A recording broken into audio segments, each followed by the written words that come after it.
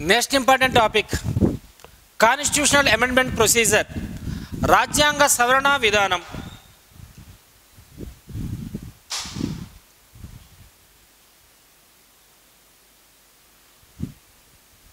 రాజ్యాంగ సవరణ విధానం.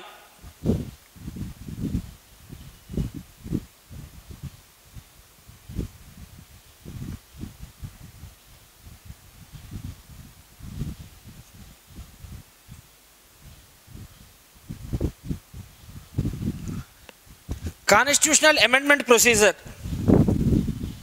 రాజ్యాంగ సవరణ విధానం అనేటటువంటి అంశాన్ని మన భారత రాజ్యాంగ నిర్మాతలు ఏ దేశ రాజ్యాంగం నుండి స్వీకరించడం జరిగింది అన్నట్లయితే దక్షిణాఫ్రికా రాజ్యాంగం నుండి స్వీకరించడం జరిగింది. ఓకే, దక్షిణాఫ్రికా రాజ్యాంగం నుండి మన భారత రాజ్యాంగ నిర్మాతలు ఎన్ని అంశాలను స్వీకరించారు? ఒకటి రాజ్యాంగ సవరణ విధానం, రెండవది రాజ్యసభ సభ్యుల ఎన్నిక విధానం, అంటే రాజ్యసభ సభ్యులను ఏ విధంగా ఎన్నుకుంటాము అనేటటువంటి అంశాలను మన భారత రాజ్యాంగ నిర్మాతలు దక్షిణాఫ్రికా రాజ్యాంగం నుండి ప్రత్యేకంగా స్వీకరించడం జరిగింది. ప్రతి దేశం కూడా స్వేచ్ఛా స్వాతంత్ర్యాలను సంపాదించుకున్నటువంటి కొత్తల్లో కానీ అంతకు మునుపు కానీ తన దేశ అవసరాలకు అనుగుణంగా ఒక ప్రత్యేకమైన విలక్షణమైనటువంటి రాజ్యాంగాన్ని రూపొందించుకుంటుంది. రాజ్యాంగాలు లేకుండా ఏ దేశం కూడా మనుగడ కొనసాగించడానికి అవకాశం ఏమాత్రం కూడా లేదు. మరి అప్పుడెప్పుడో రూపొందించుకున్నటువంటి రాజ్యాంగాన్ని మారుతూ ఉన్నటువంటి దేశ కాలమాన పరిస్థితులకు అనుగుణంగా, ప్రజల అభిప్రాయాలకు అనుగుణంగా, ప్రజల అభిరుచులకు అనుగుణంగా, ప్రజల ఇష్టాలకు అనుగుణంగా, ప్రజల కోరికలకు అభిమతాలకు అనుగుణంగా రాజ్యాంగం యొక్క మూల స్వభావానికి ఇబ్బంది కానీ భంగం కానీ కలగకుండా రాజ్యాంగంలో చిన్ని మార్పులు చేర్పులు ఏ విధంగా చేయడానికి అవకాశం ఉంటుంది అని చెప్పేటటువంటి ప్రత్యేకమైనటువంటి ప్రక్రియను రాజ్యాంగ సవరణ విధానం అంటాం. జనరల్గా మన భారతదేశ రాజ్యాంగాన్ని ఎన్ని రకాలుగా సవరిస్తారు అన్నట్లయితే 3 రకాలుగా సవరిస్తారు. కానీ ఈ రాజ్యాంగ సవరణ విధానాన్ని గురించి వివరించేటటువంటి విభాగం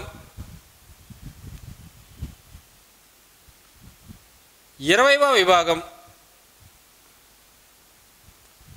ఆర్టికల్, ఒకే ఒక ఆర్టికల్ 368వ అధికరణం. ఈ 368వ అధికరణాన్ని ఇవ్వకుండా భారతదేశ రాజ్యాంగాన్ని ఎన్ని రకాలుగా సవరిస్తారు అన్నట్లయితే 3 రకాలు. ఒకటి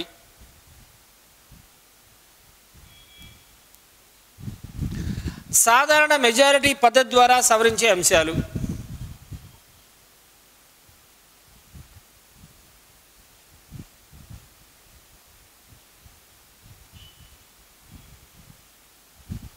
రెండు ప్రత్యేక మెజారిటీ పద్ధతి ద్వారా సవరించే అంశాలు. దీని గల మరొక పేరే 2/3 స్పెషల్ మెజారిటీ సిస్టమ్ అంటాం. 2/3 వంతు మెజారిటీ పద్ధతి అనేటటువంటి పేరుతో కూడా పిలుస్తాం. 2 ప్రత్యేక మెజారిటీ పద్ధతి.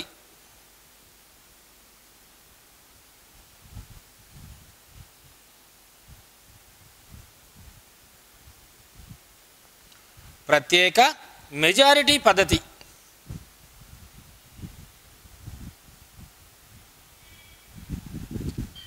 3 ప్రత్యేక మెజారిటీ మరియు సగానికంటే ఎక్కువ రాష్ట్రాల ఆమోదంతో సవరించేటటువంటి అంశాలు. Special majority and approved the half of the state governments.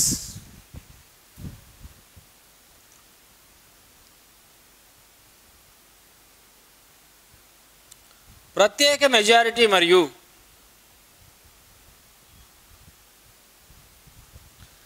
సగానికంటే ఎక్కువ రాష్ట్రాల ఆమోదంతో సవరించే అంశాలు.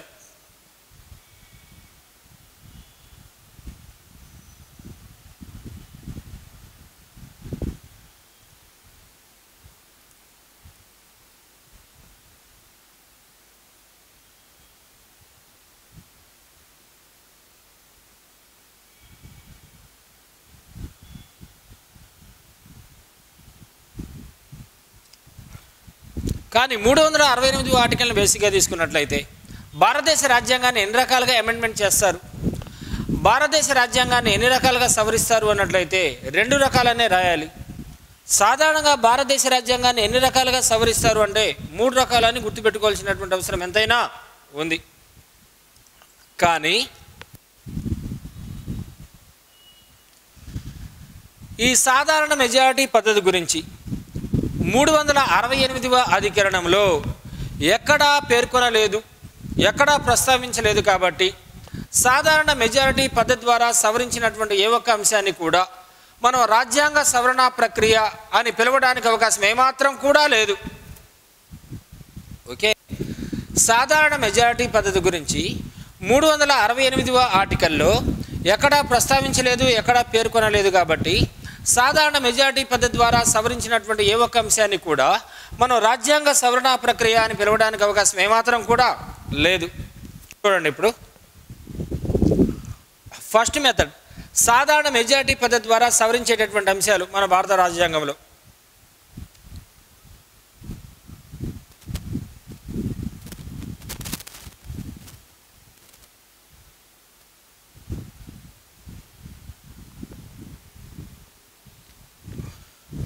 ఫస్ట్ వన్, భారత భూభాగానికి సంబంధించినటువంటి అంశాలు. భారత భూభాగానికి సంబంధించిన అంశాలు.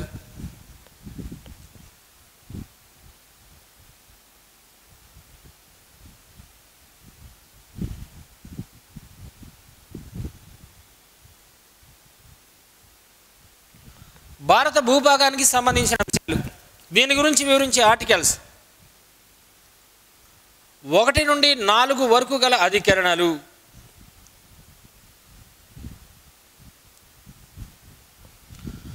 ఒకటి నుండి 4 వరకు గల అధికరణల్లో ఏవైనా మారుతూ ఉన్నటువంటి దేశ కాలమాన పరిస్థితులకు అనుగుణంగా రాజ్యాంగం యొక్క మూల స్వభావానికి ఇబ్బంది కానీ భంగం కానీ కలగకుండా ఏవైనా చిన్న చిన్న మార్పులు చేర్పులు చేయాలి అన్నట్లయితే ఏం చేయాలి? సాధారణ మెజారిటీ పద్ధతి ద్వారా మాత్రమే మనం ఈ అంశాలను సవరించడానికి అవకాశం ఉంది.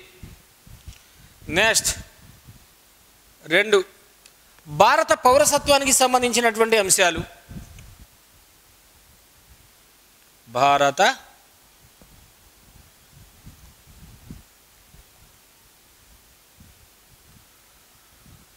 పౌరసత్వానికి సంబంధించిన అంశాలు.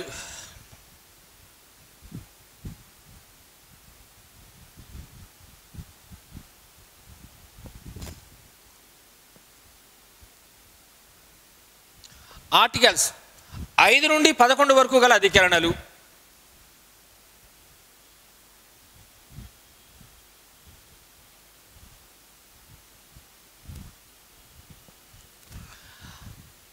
ఒకటి నుంచి 4లో ఉన్నటువంటి ఆర్టికల్స్ని కానీ 5 నుంచి 11 వరకు పేర్కొన్నటువంటి ఆర్టికల్స్ కానీ ఏవైనా మార్పులు చేర్పులు చేయాలి అన్నట్లయితే మనం సాధారణ మెజారిటీ పద్ధతి ద్వారా మాత్రమే సవరించాలి. అసలు what is about simple majority system?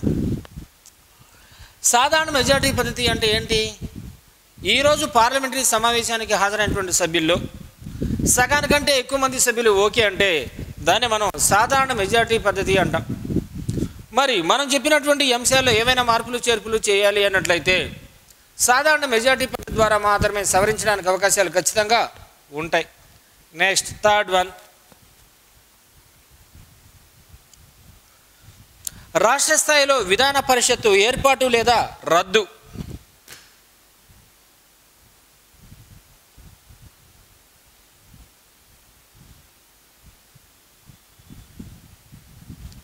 విధాన పరిషత్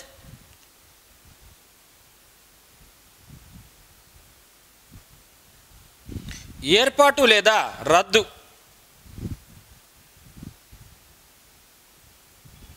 దీని గురించి వివరించే ఆర్టికల్ 169వ అధికరణం. వాస్తవంగా 1935 భారత ప్రభుత్వ చట్టం రాష్ట్ర స్థాయిలో 2 సభల విధానాన్ని ఏర్పాటు చేసుకోవచ్చును అనేటటువంటి అంశాన్ని స్పష్టంగా మనకి వివరించడం జరిగింది. అయితే రాష్ట్ర స్థాయిలో ఎన్ని సభల విధానాన్ని అనుసరించాలి అనేది సంబంధిత రాష్ట్ర ప్రభుత్వం యొక్క ఇష్టంపై, నిర్ణయంపై లేదా రూపొందించినటువంటి చట్టంపై ఆధారపడి ఉంటుంది. ఖచ్చితంగా రాష్ట్ర స్థాయిలో 2 సభల విధానాన్ని కొనసాగించాలన్న రూల్ కానీ రాజ్యాంగ నిబంధన కానీ ఏది కూడా లేదు. రాష్ట్ర ప్రభుత్వాలు కావాలి అనుకున్నట్లయితే 2వ సభను ఏర్పాటు చేస్తూ ఒక ప్రత్యేకమైనటువంటి తీర్మానాన్ని ఆమోదించిన తర్వాత దీన్ని పార్లమెంటు ఆమోదానికి పంపించినట్లయితే పార్లమెంటు దీన్ని సాధారణ మెజార్టీతో మరొకసారి ఆమోదించి రెండో సభను ఏర్పాటు చేయడం కానీ లేదా ఉన్నటువంటి రెండో సభను పూర్తిగా రద్దు చేయడం కానీ జరుగుతుంది. నెక్స్ట్, ప్రస్తుతానికి రెండు సభల విధానాన్ని అనుసరిస్తున్నటువంటి మొత్తం రాష్ట్రాలు భారతదేశ వ్యాప్తంగా ఎన్ని ఉన్నాయంటే 6 ఉన్నాయి. 1 ఉత్తరప్రదేశ్, 2 మహారాష్ట్ర, 3 కర్ణాటక, 4 బీహార్, 5 ఆంధ్రప్రదేశ్, 6 తెలంగాణ. ఈ 6 రాష్ట్రాల్లో మాత్రమే రెండు సభల విధానం అమలవుతూ ఉంది. నెక్స్ట్,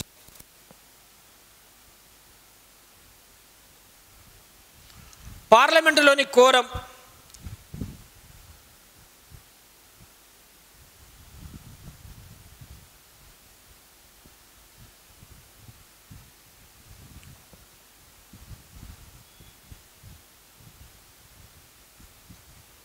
దీని గురించి వివరించే ఆర్టికల్ అకార్డింగ్ ఆర్టికల్ 100 కోరం అనగా సమావేశాల నిర్వహణకు హాజరు కావలసినటువంటి కనీస సభ్యుల సంఖ్యనే మనం కోరం అంటాం. సభలో కోరం ఉంది లేని నిర్ణయించేటటువంటి అధికారం మాత్రం లోక్సభ స్పీకర్కు మాత్రమే కలదు. ఉన్నటువంటి మొత్తం సభ్యుల్లో 1/10 మంది సభ్యులను మనం కోరంగా పరిగణించబడటం జరుగుతుంది. లోక్సభలోని కోరం ఎంత అన్నట్లయితే 55 మంది, రాజ్యసభలోని కోరం ఎంత అంటే 25 మంది. నెక్స్ట్ 5, రాజ్యాంగబద్ధ అధిపతుల జీతభత్యాలు.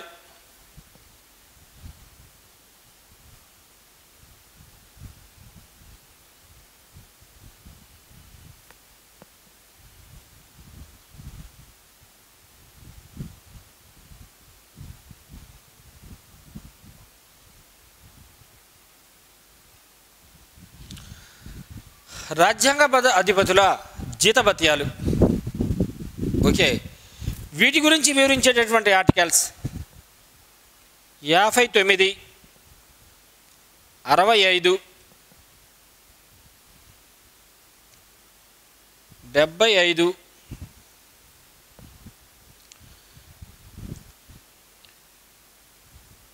97, 125, 148, 158, 164, 186,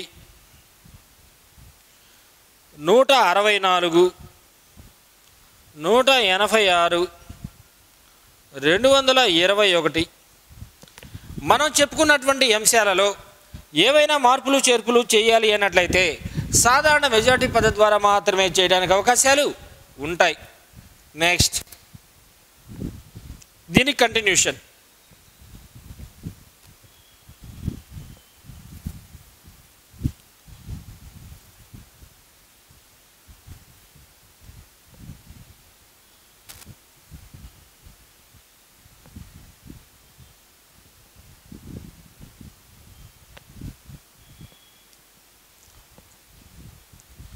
సిక్స్త్ వన్, పార్లమెంట్లోని శాసన నిర్మాణ ప్రక్రియ. శాసన నిర్మాణ ప్రక్రియ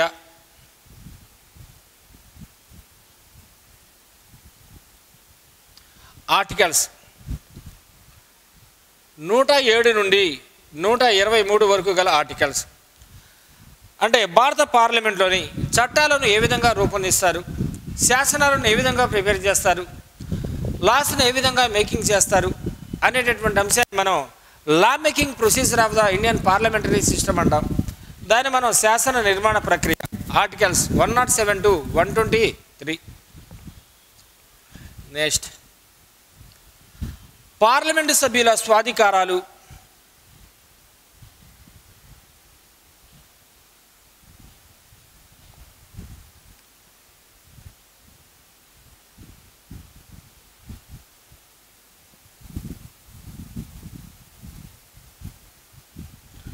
తర్వాత రాష్ట్ర శాసనసభ సభ్యుల స్వాధికారాలు.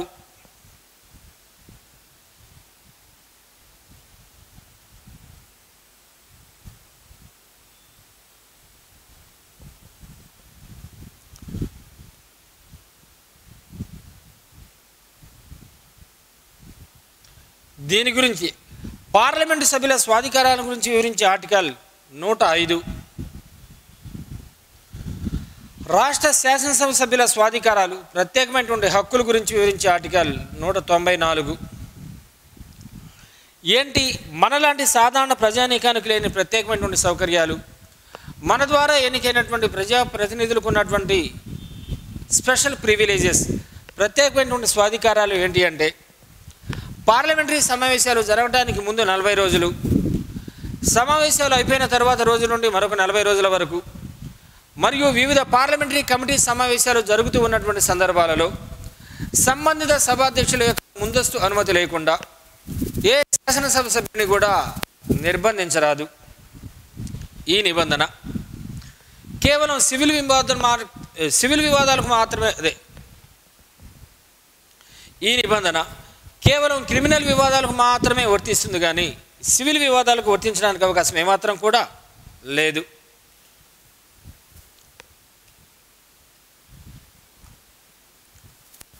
చూడమా, పార్లమెంటు సభ్యుల స్వాధికారాలు అకార్డింగ్ ఆర్టికల్ 105, రాష్ట్ర శాసనసభ సభ్యుల స్వాధికారాలు అకార్డింగ్ ఆర్టికల్ 194. సమావేశాలు జరగడానికి ముందు 40 రోజుల నుండి, సమావేశాలు అయిపోయిన తర్వాత రోజు నుండి మరొక 40 రోజుల వరకు, మరియు వివిధ పార్లమెంటరీ కమిటీ సమావేశాలు జరుగుతున్నటువంటి సందర్భాలలో ఏ అభ్యర్థిని కూడా సంబంధిత సభాధ్యక్షుల యొక్క ముందస్తు అనుమతి లేకుండా నిర్బంధించరాదు లేదా అరెస్టు చేయరాదు. నెక్స్ట్, సుప్రీంకోర్టు అధికార పరిధిని విస్తరించడం.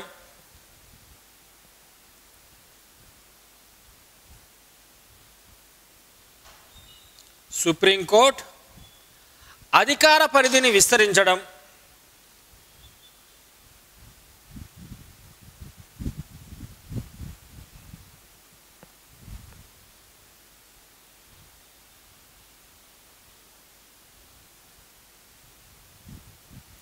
Extend to the Supreme Court powers according Article 139.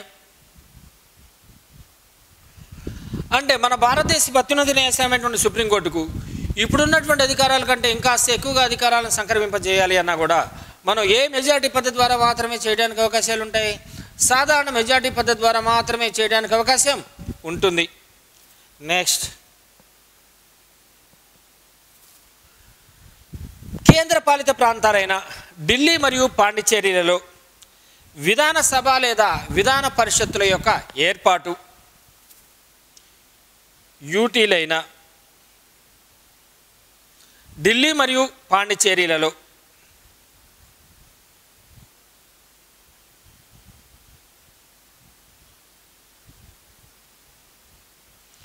Vidhan Sabha లేదా విధాన పరిషత్తు ఏర్పాటు.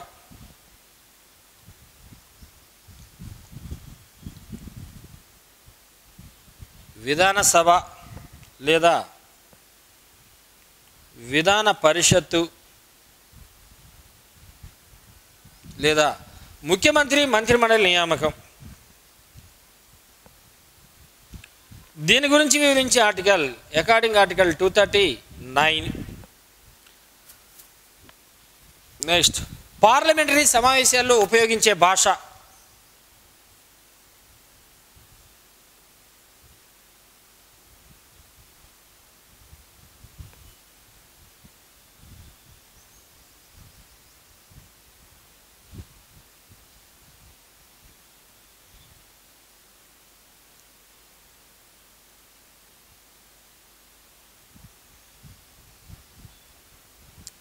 ఆర్టికల్ 120. తర్వాత సుప్రీంకోర్టు న్యాయమూర్తుల సంఖ్యను నిర్ణయించడం.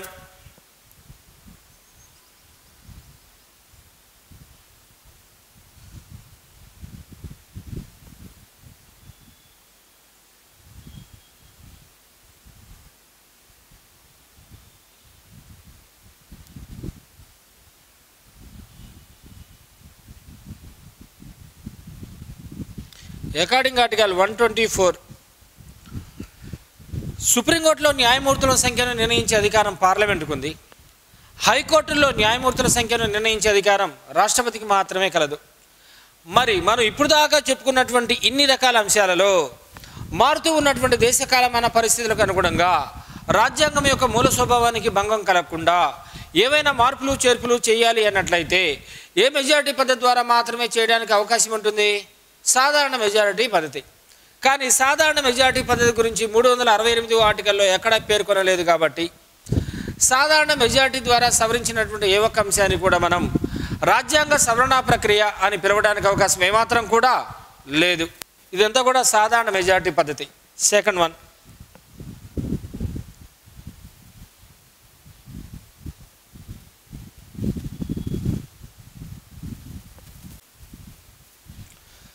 ప్రత్యేక మెజారిటీ పద్ధతి.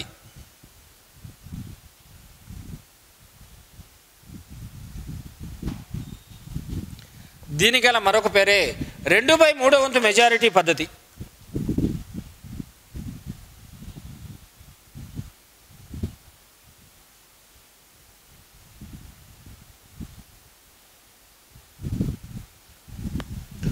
ఈ ప్రత్యేక మెజారిటీ పద్ధతి ద్వారా సవరించేటటువంటి అంశాలు: ఫస్ట్ వన్,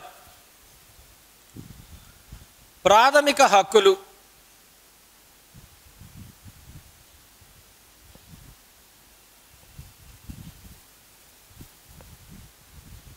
సెకండ్ వన్, ఆదేశిక సూత్రాలు.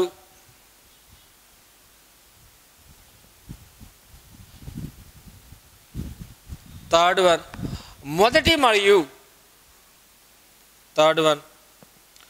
మొదటి పద్ధతి మరియు మూడో పద్ధతుల్లో పేర్కొనబడినటువంటి అంశాలు.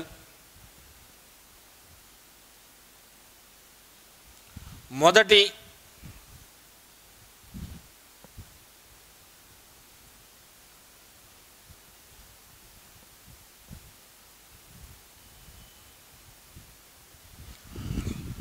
మూడవ పద్ధతుల్లో పేర్కొనబడినటువంటి అంశాలు.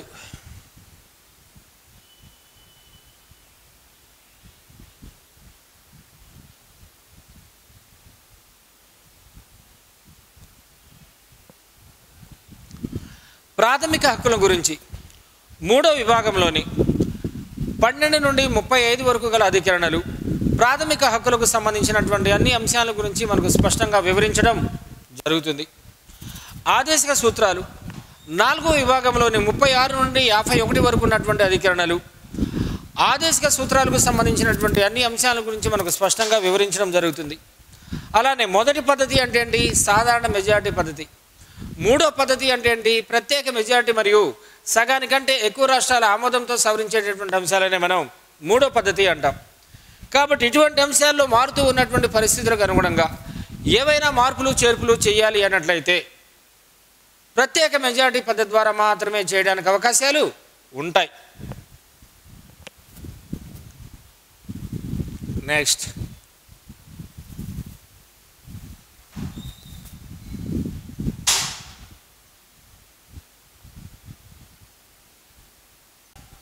ప్రత్యేక మెజారిటీ మరియు సగానికంటే ఎక్కువ రాష్ట్రాల ఆమోదంతో సవరించే అంశాలు. Special majority and approved the half of the state governments అంటాం.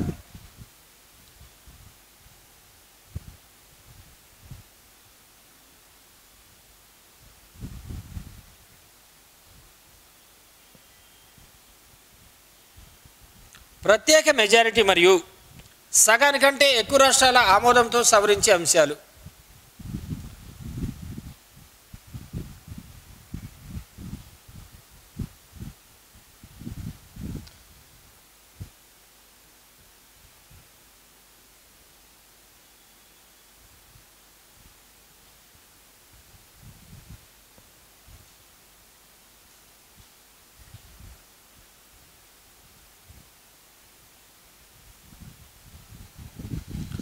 ఫస్ట్, రాష్ట్రపతి ఎన్నిక విధానం. First point, election procedure of the president of India.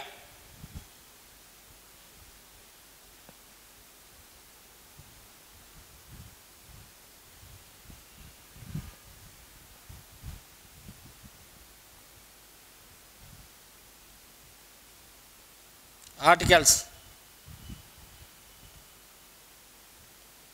54 మరియు 55. సెకండ్ వన్, వీటి గురించి మళ్ళీ విపులంగా చెప్తాను. కేంద్ర కార్యనిర్వహణాధికారాన్ని విస్తృతం చేయడం,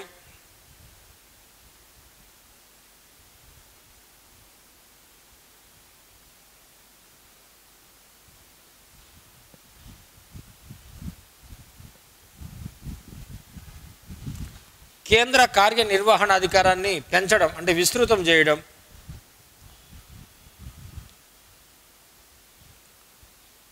73. నెక్స్ట్ రాష్ట్ర కార్యనిర్వహణాధికారాన్ని విస్తృతం చేయడం.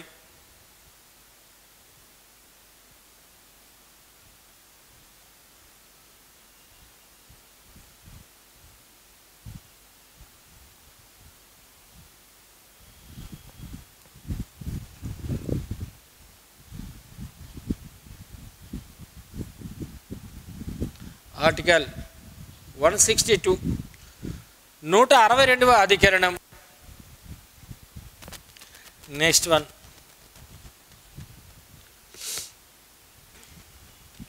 కేంద్ర రాష్ట్ర ప్రభుత్వాల మధ్య అధికారాల విభజన.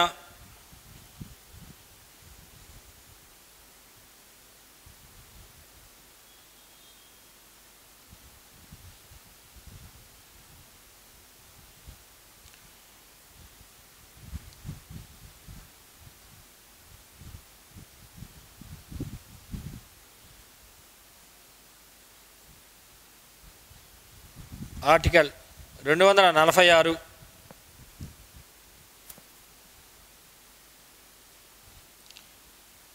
7వ షెడ్యూల్లో పేర్కొన్న అంశాలు.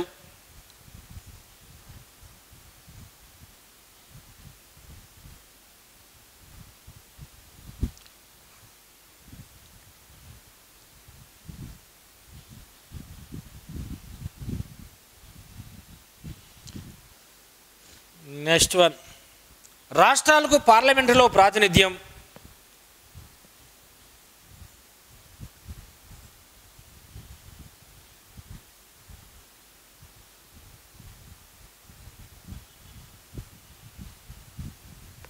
పార్లమెంటులో ప్రాతినిధ్యం. ఆర్టికల్స్ 80 మరియు 81 అధికరణలు.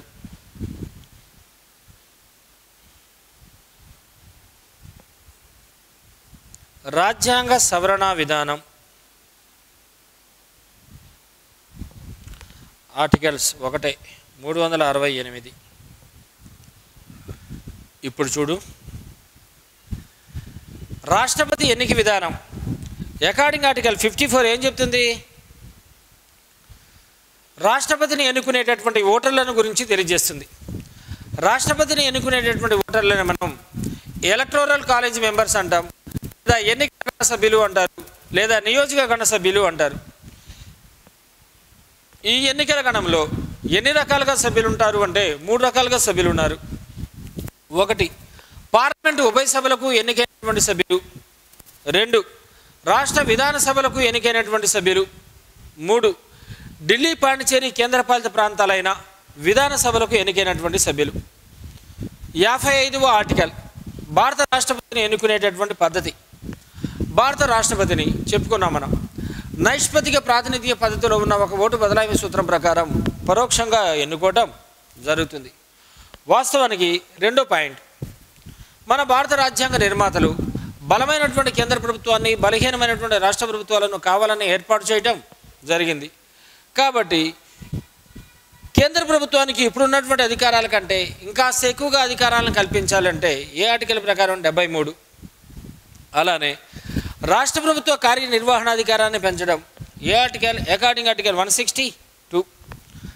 అలానే కేంద్ర రాష్ట్ర ప్రభుత్వాల మధ్య అధికారాల విభజన, division of powers between the union and state governments, according article 246.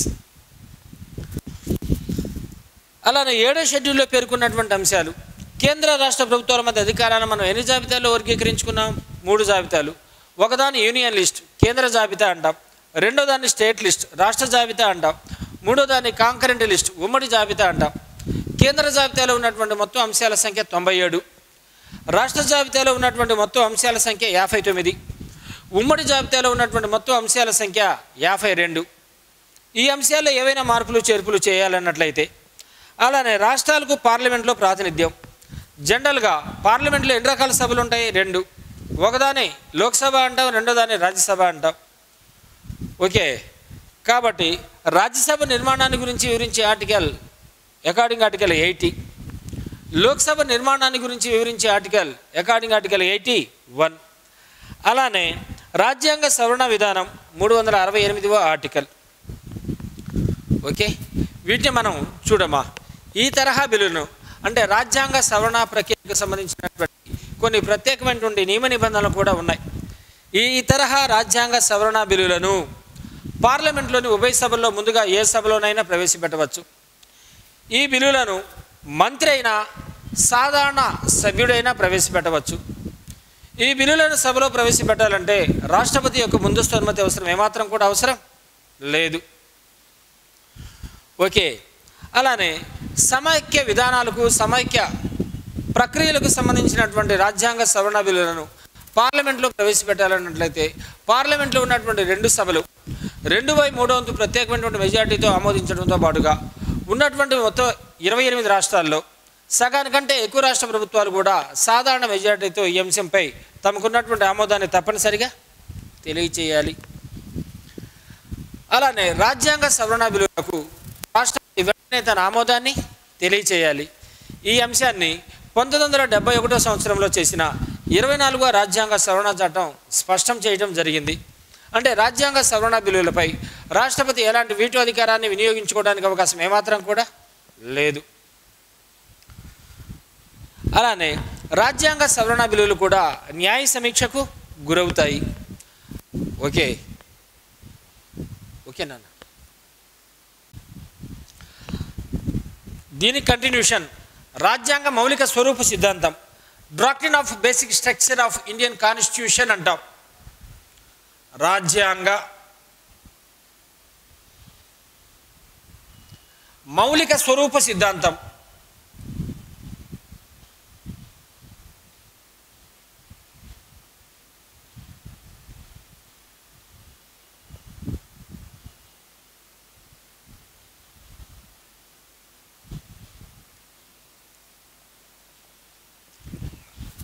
అసలు భారత రాజ్యాంగాన్ని ఏ విధంగా సవరించవచ్చు, భారత రాజ్యాంగాన్ని సవరించేటటువంటి అధికారం పార్లమెంటుకు ఉందా లేదా అనేటటువంటి అంశంపై మన భారతదేశ అత్యున్నత న్యాయస్థానమైనటువంటి సుప్రీంకోర్టు కొన్ని ముఖ్యమైనటువంటి వివాదాల్లో విలక్షణమైనటువంటి తీర్పును ప్రకటించడం జరిగింది. దాన్ని మనం రాజ్యాంగ మౌలిక స్వరూప సిద్ధాంతం అంటాం. ఫస్ట్ వివాదం 1951లో వచ్చింది. ఈ వివాదం Shankari Prasad versus union of India. Shankari Prasad versus union of India వివాదం. ఈ వివాదంలో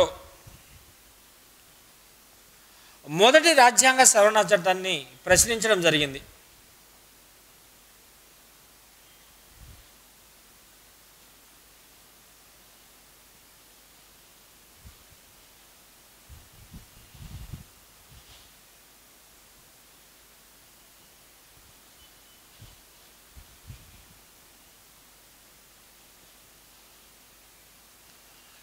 మొదటి రాజ్యాంగ సవరణ చట్టాన్ని ప్రశ్నించడం జరిగింది. 1951 సంవత్సరంలో చేసినటువంటి ఫస్ట్ కాన్స్టిట్యూషనల్ అమెండ్మెంట్ యాక్ట్ రాజ్యాంగబద్ధమే అనేటటువంటి ఉద్దేశంతో మన భారతదేశ అత్యున్నత న్యాయస్థానమైనటువంటి సుప్రీంకోర్టు ఒక ప్రత్యేకమైనటువంటి తీర్పును ప్రకటించడం జరిగింది.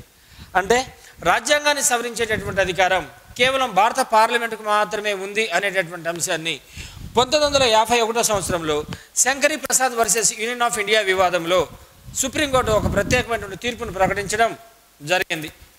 సెకండ్ వన్ 1967 సంవత్సరం గోలక్నాథ్ వర్సెస్ పంజాబ్ రాష్ట్ర ప్రభుత్వ వివాదం.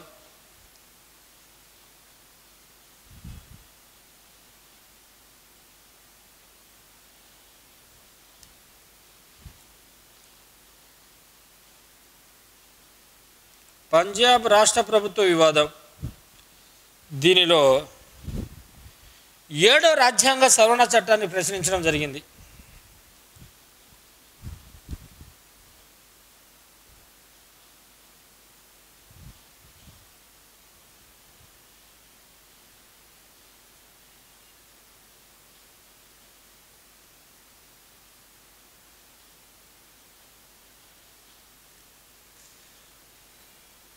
గోలక్నాథ్ అనేటటువంటి వ్యక్తి పంజాబ్ రాష్ట్రంలో అతిపెద్ద భూస్వామి. ఇతనికి సంబంధించినటువంటి ఆస్తిపాస్తుల మొత్తాన్ని కూడా పంజాబ్ రాష్ట్ర ప్రభుత్వం స్వాధీనం చేసుకోవడంతో వచ్చినటువంటి వివాదమే గోలక్నాథ్ వివాదం. ఈ వివాదంలో 7వ రాజ్యాంగ సవరణ చట్టాన్ని ప్రశ్నించడం జరిగింది. అంటే రాజ్యాంగాన్ని సవరించేటటువంటి అధికారం భారత పార్లమెంటుకు లేదు అనేటటువంటి ఒక విలక్షణమైన ఒక విభిన్నమైనటువంటి తీర్పును సుప్రీంకోర్టు ప్రకటించడం జరిగింది. ఇంకా third one,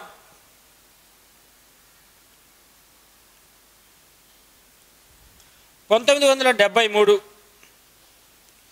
Kesavananda Bharati versus Kerala రాష్ట్ర ప్రభుత్వ వివాదం.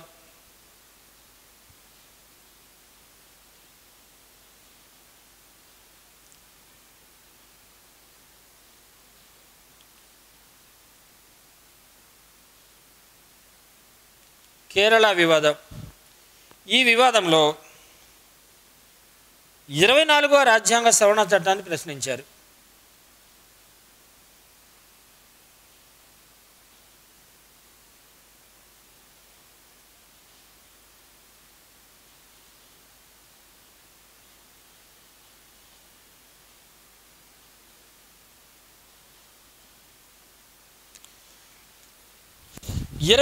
రాజ్యాంగ సవరణ చట్టం అంటే 1971 సంవత్సరంలో చేసిన 24వ రాజ్యాంగ సవరణ చట్టం రాజ్యాంగబద్ధమే అనే అర్థం వచ్చే విధంగా సుప్రీంకోర్టు ప్రత్యేకమైనటువంటి తీర్పును ప్రకటించింది.